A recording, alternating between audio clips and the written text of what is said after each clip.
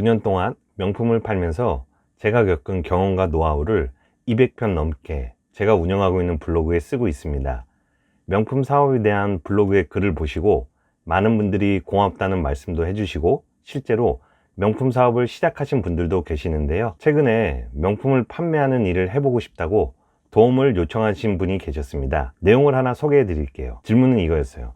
자본금 500만 원으로도 명품 사업을 할 수 있을까요? 사실 500만 원이면 큰 돈일 수도 있는데 명품 사업을 하기에는 조금 부족해 보이기도 합니다. 저 역시 명품 사업을 시작할 때 모아둔 돈이 없어서 1,500만 원을 대출을 받아서 시작했어요. 500만 원으로는 사실 명품 사업을 하기에는 확실히 적은 금액은 맞습니다. 하지만 500만 원으로도 시작할 수는 있어요. 자본금이 많지 않거나 사업에 대한 확신이 부족해 큰 돈을 처음부터 사용하기가 조금 부담스러운 분들은 이렇게 한번 해보세요. 500만 원이 안 되는 돈으로도 명품 사업을 시작할 수 있습니다. 첫 번째, 국내 명품 매장의 오픈런입니다.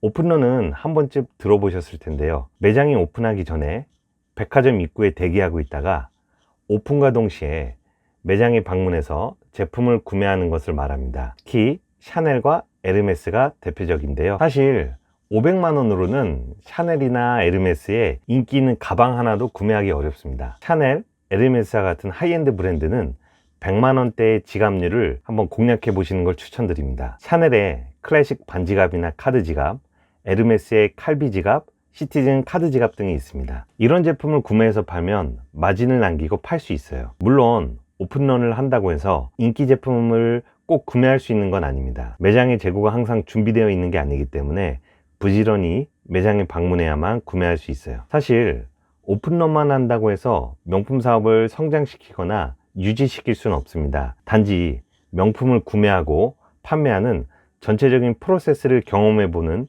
용도로만 활용하시는 걸 추천드립니다. 500만 원 미만으로 명품 사업을 시작할 수 있는 두 번째 방법은 일본에 나가서 명품이나 브랜드를 구매해서 판매하는 방법인데요. 최근 엔화가 900원 밑으로 떨어지면서 한국의 많은 리셀 사업자들이 일본으로 건너가고 있어요. 사업자 통관을 해서 관세와 부가세를 납부하고 수입을 진행해도 돈이 남는 제품들이 많기 때문입니다. 꼼데가르송, 요시다 포터, 아크테릭스 등 대표적인 일본 리셀 제품들인데요. 국내 매장보다 더 싸고 더 쉽게 구할 수 있기 때문에 일본에 구매하러 많이 나가게 됩니다. 특히 브랜드 매장이 많은 도쿄로 가게 되는데요. 심지어 제품 가격의 10%나 되는 금액을 일본 세금이라는 명목으로 돌려받을 수 있기 때문에 좀 더 저렴하게 구매할 수 있습니다. 일본은 지리적으로도 가까워서 주말을 이용하면 쉽게 다녀올 수 있습니다. 그러나 일본에서도 인기 제품은 품절이 될 가능성이 높아요. 일본에 가기 전에 수익이 날 수 있는 제품들을 최대한 많이 조사해 나가는 걸 추천드립니다. 2박 3일로